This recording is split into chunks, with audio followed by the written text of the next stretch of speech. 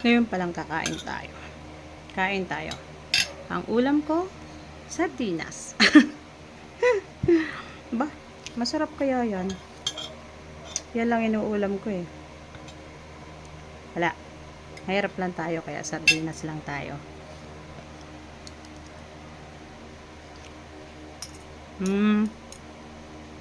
Mag-picture daw ako ng walang filter.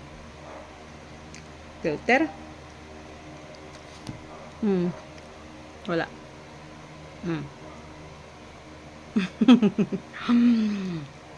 Mataba lang ako, pero hindi naman ako sobrang pangit. Sorry. Natatawa lang ako sa mga sinasabi at pinapost niya. Tagabasa lang ako dito. Habang kumakain na ang ulam ay sardinas. Mamaya na yung chismax. Masyado kayong excited. Mamaya na. Hintayin nyo. May kakain lang ako. Maglinis ako ng bahay. Pagkatapos, magchismisan tayo. Ha?